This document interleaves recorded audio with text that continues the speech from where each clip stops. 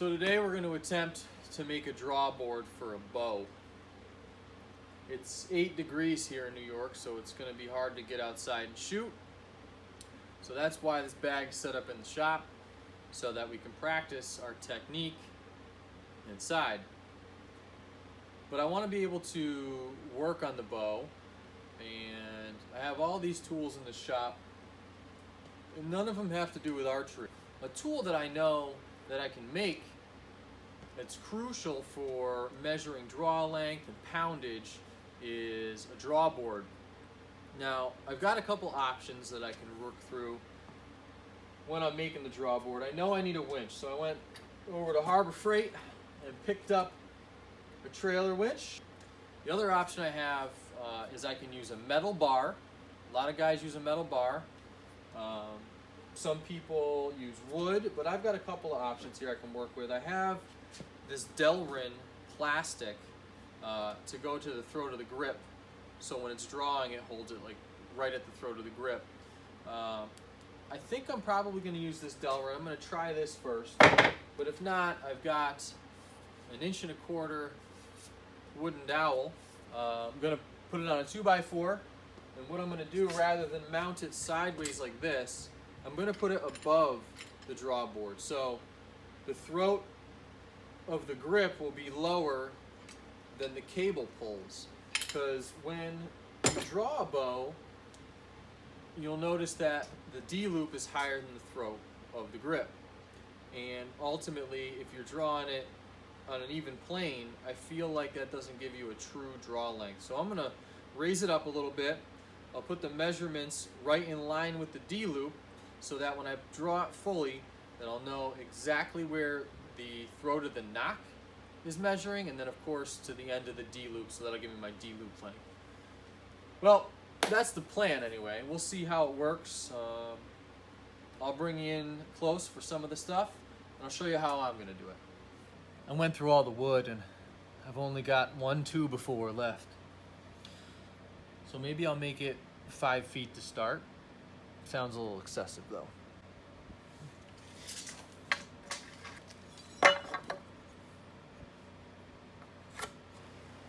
Where's your chop saw, Chuck? Do you have a chop saw? Yes, I have a chop saw, but I don't want to get it out right now.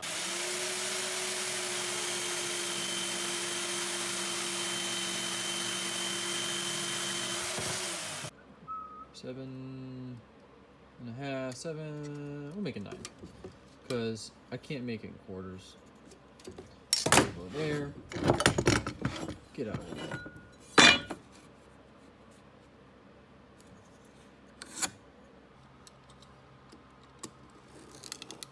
Save that.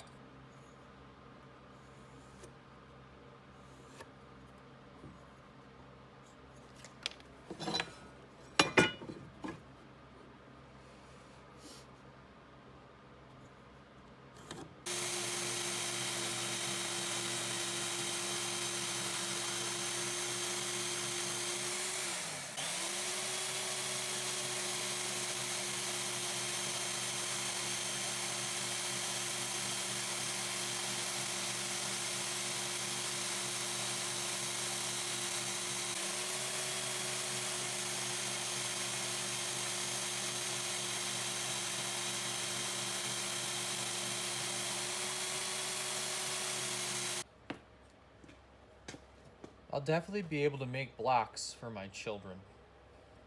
Name that shape. Maybe a trapezoid. It's a parallelogram. It's a parallelogram.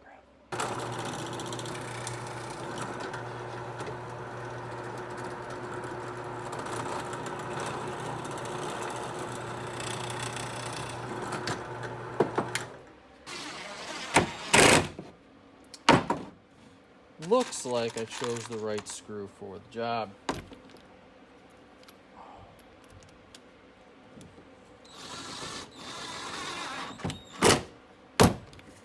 And one right in the middle of the damn knot. Lovely.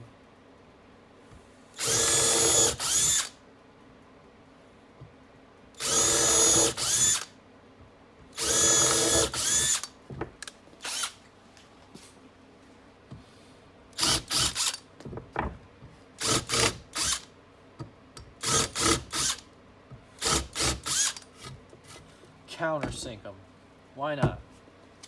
Would you guess a professional videographer like myself forgot to turn on the camera while I was drilling the holes?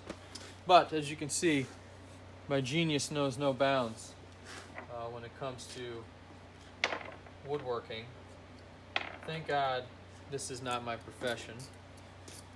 My brother is the woodworker, but what we're doing is we're putting the bolts down through the winch now so that I might tighten them up. Got my high-tech jig right here to hold this up a little bit. Undoubtedly level. I mean, I wouldn't have any concern with this at all. So I countersunk this little hole in here to accept the throat position for the bow. And now we're at the moment where we decide, do we use the wood or do we use the Delrin? And I think I'm going to use the wood, but there's some really sketchy grain in here. I mean, the grain's good for a dowel, right? But drilling through the center of this may be difficult.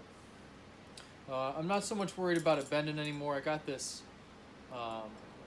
long 1/2-inch bolt. It's about 12 inches long to come through the back so that it'll have some strength out the front. So I'm not worried about that moving too much. But I am worried about drilling that wood. So we'll see what happens here. I'm going to try the wood first. I think it might be easier to drill through on my press.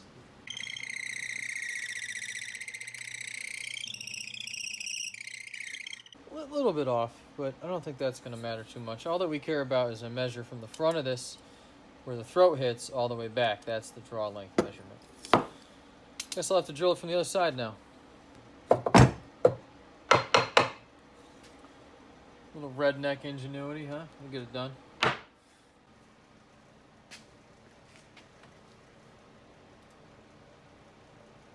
mean, this bends, but it's going to be against the wall. But will it hold a sustained weight? Only one way to find out. All right, we got my wife's bow in here. Trying this out first because it's a really light poundage. I think it's at like 30 pounds. We've got everything set up. The winch is on the top here. It's hooked up to the cable, to its hook. And then it's hooked up to the front with a really light strap so it doesn't fall off, just in case. A few things on the hook. Obviously this is the cable from the hook, or the hook from the cable.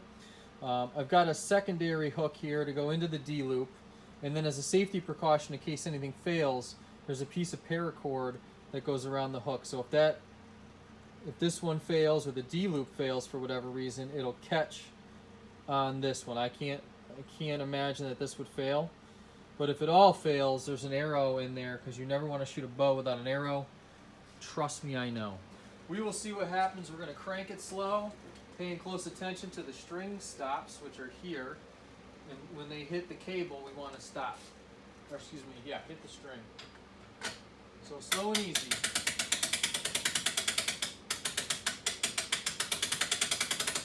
And the cables are coming. Okay, they hit there. And see, now here you can check your cam timing. For instance, on this bow, the bottom string stop hits before the top, and I would have never known that. But now you can definitely see that this hits before this. Now this is about as far forward as I think I want to walk. I wouldn't get in front of this bow. I wouldn't stick my hands inside there if I were you. All this stuff looks good. The paracord is still loose, which means that's not drawing any of the weight. It's all on this section here. Release it and then slowly let it forward.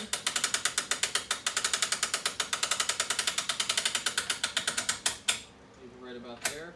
Lock it in. No torque out of this. That's interesting. I bet though with my 60-pound or even a 70-pound bow, this would probably come in a little bit. So let's mount it on the wall. All right, here's our final test.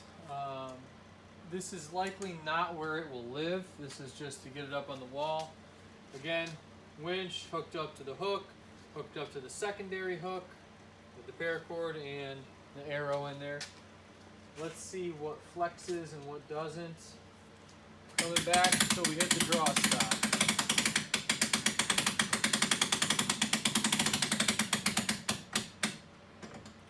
Right there.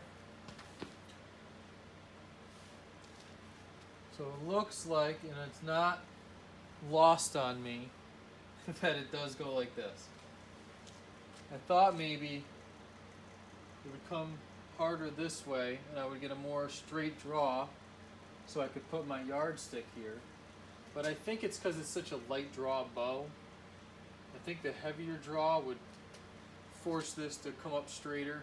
But push comes to shove, it's not going to change where I measure it when I get the yardstick up here. So I'd say, push this in a little ways, I'd say that's pretty good. It's going to give me a pretty accurate measurement. Again, bottom cam is a little bit faster than the top cam. And we'll cycle it one more time.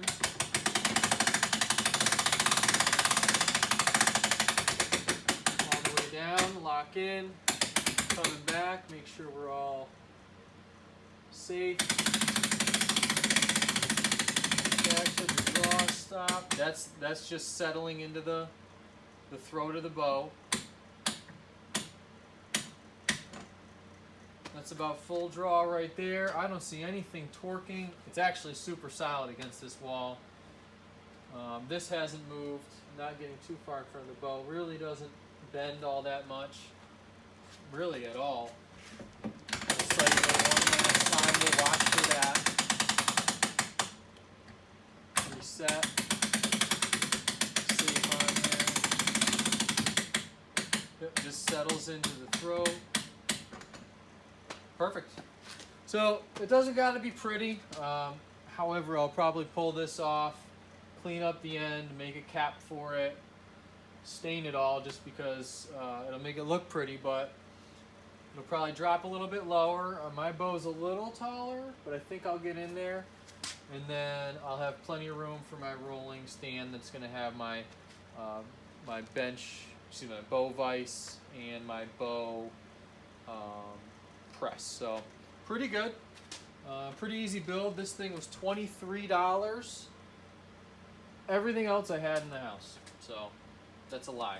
I had to go buy a giant bowl. That was $2.89. So for under 26 bucks and some scrap wood, you can make yourself a pretty neat draw board. Good luck out there.